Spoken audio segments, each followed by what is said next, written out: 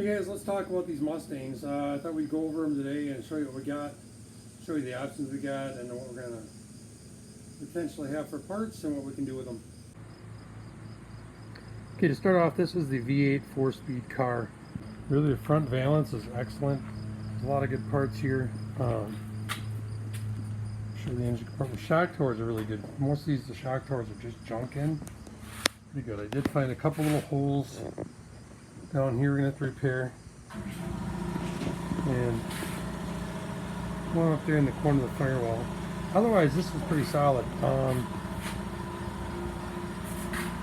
Looks like it was all blasted at one point. Everything's been removed to see what they need to do, and then just kind of left. So my big concern is the floor is pretty easy to patch. You get the floor pan's pretty reasonable if you want to do something with that. The roof is the biggest concern. I mean, I think it just sat outside way too long. Holes in there. So either we have to fill that with extra lead or cut that out and put a new roof on it. We can't really mud that. I don't want to if I was to do anything with that. Trunk lid, the back, these little corner pieces, these are all really good. But even the trunk, pretty decent for what it is. It's solid. I don't see any huge holes right there in the wheel well. That's what looks like where the seam sealer was, but need some welding there. This side's pretty decent. Not a whole lot as far as patching there. Quarter panel obviously looks like it's had needs a little love. But really, it doesn't look bad. I'd say the biggest concern is the roof. This is actually the hood for this, the one we're just looking at. We also have the hood over there for the other one. So we've got two good hoods. Now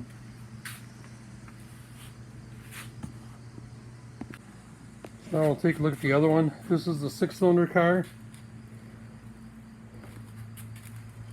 For the most part, shock tower is good. But the firewall is just pretty sketchy looking in there. But there's a lot of good pieces on this car still. So we're going to basically strip this one down. And we're going to list all the extra parts we don't need, guys. So if you're looking for something, got some pretty good stuff here.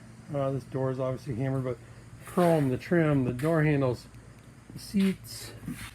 You can clean up. You can see the bumpers here, guys. The front bumper's not bad. The back one could use some re-chroming. But I think we could even fix that up with the extreme powder coat if I can heat that up enough in my oven and bake it. And the seats needed thorough cleaning, but they're salvageable. Door panels are decent. Dash looks pretty decent. Steering wheel's there. So we're going to just strip this thing down to nothing. See if we can use the headliner. Unfortunately, there's a few issues there, but it didn't look too bad.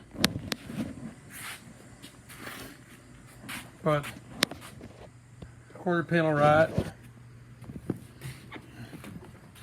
We are missing the back glass here. Not sure what the story is on that.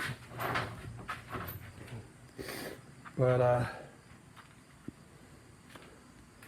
and then it looks like they had pulled the quarter panel off. I'm guessing they originally were going to put it on the other car. But this door is pretty decent. And this roof, if a guy was needing to use it, might be salvageable too. It's just switched over. I don't know what we're going to do yet. But we'll see if we can find the key here for the trunk.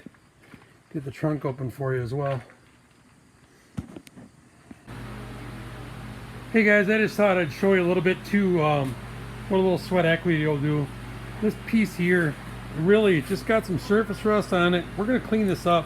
We'll come back to this later and show you. A lot of these parts will get cleaned up and be able to sell, pass on to somebody else that can use them or go on the other car. But there's a lot of good stuff on here that we can use yet.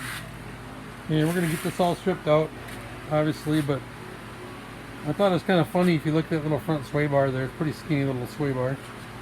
Anyway, as we get this stuff stripped out, we'll kind of show you what we got going on, but just thought I'd give you a look at it and see.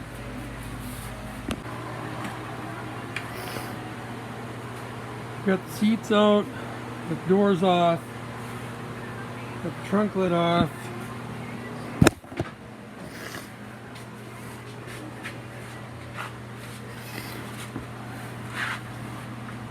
Anyway, we got the door handles off. Just got the corner window out the one side. Really just gonna start getting the windshield out, the last bit of chrome. Then we'll get the steering column out tomorrow.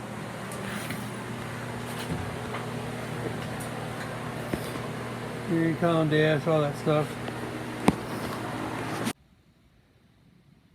Okay, so we got basically the upper control arms off, the springs out, the shock out. And start cutting this all up. Anything usable I'll get off, but this is all laying there. We should have the front end all cut off by tomorrow night. And start loading this thing up in my truck. Make room.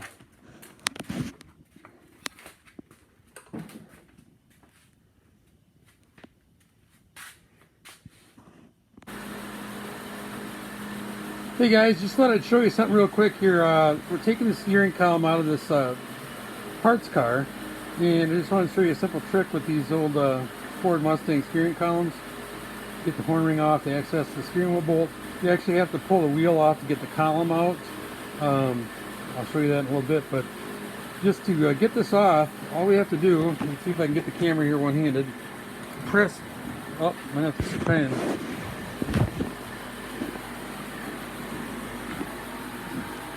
Basically, to hold this in, push it in and turn it. Well, I got to hold the wheel, unfortunately, so see if I can get it. There we go. Just pushing real hard, turn it to the left a little bit, and pull that out. You see, take the spring with you. You don't want to lose that spring.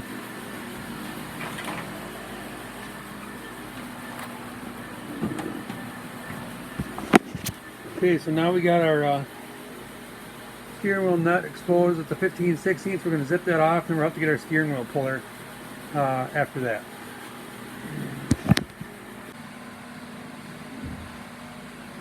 Okay guys, so you can see I got the puller in there. Basically, you take your little crossbar there, you screw 2 bolts into the steering wheel, and then you slide your other threaded rod or adapter into the center of the steering wheel. You put pressure against that, it pulls on the shaft, it pulls the wheel off from the shaft. Real simple, you can watch it. I'll try and pull the ratchet off quick so you can get a better idea, but show you quick on that.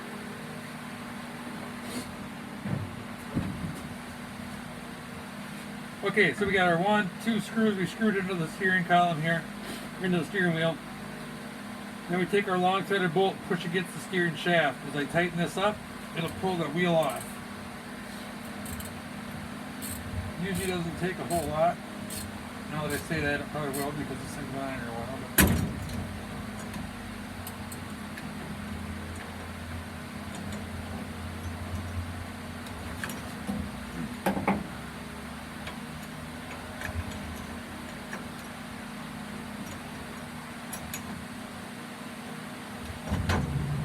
And there it is. Just need a little pressure on that is all we needed.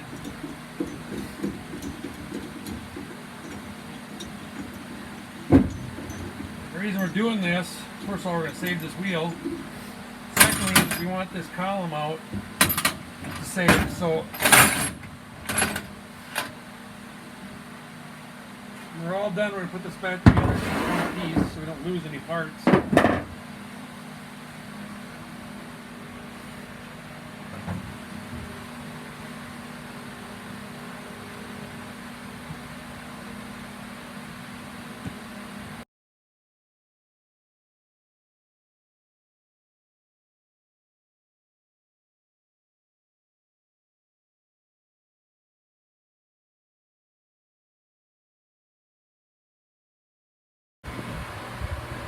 Hey guys, so we're still out here destroying this Mustang.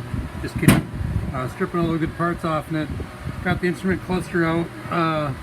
Thought we'd go through a couple little basics like with the light switch, wiper switch, and the ignition switch, pulling them out. So let's start with the headlight switch. We're going to take and try and do this here one-handed. Or at least show you, and then you can. So for this, there's a button on the back of the switch. We're going to take the knob, turn it all the way pull it out, turn it all the way to the left, the dome light, and click. Now on the back of the switch housing there's a button. Press that button in.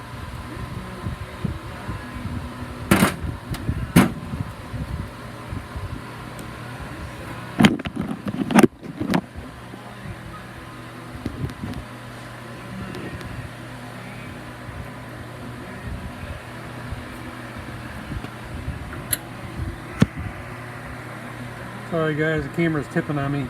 Anyway, you press that button and the lever pulls right out.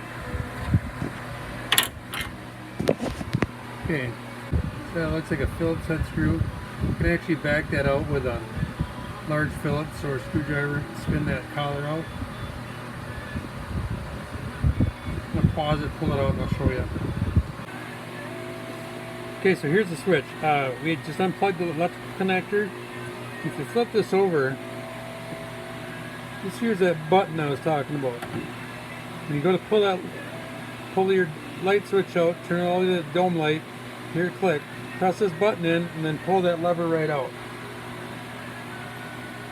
Then with the, once you get that out, you can take your Phillips screwdriver and unscrew this bezel. We're going to screw that back in for now so I don't lose it.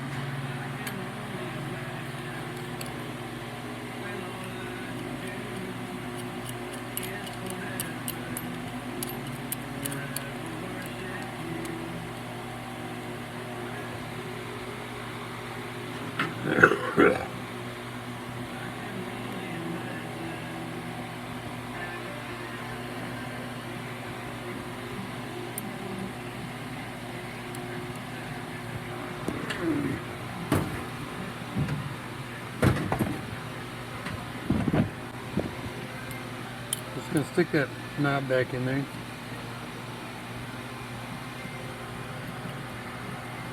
Here, it's going to stick that back in there. Again, press the button down, stick it in. Okay guys, I don't have the key for this, but I'm just going to kind of walk you through this removing the switch. Normally you have the key, you turn your key to the accessory position. See that little tiny hole there underneath it? Once it's in the accessory position, stick a pick in there, press that button in, and with the key you can pull that cylinder right out. We pulled that out already. Here's the inside of that. Once that's out, this collar with the accessories and off in it turns counterclockwise and it releases from this housing.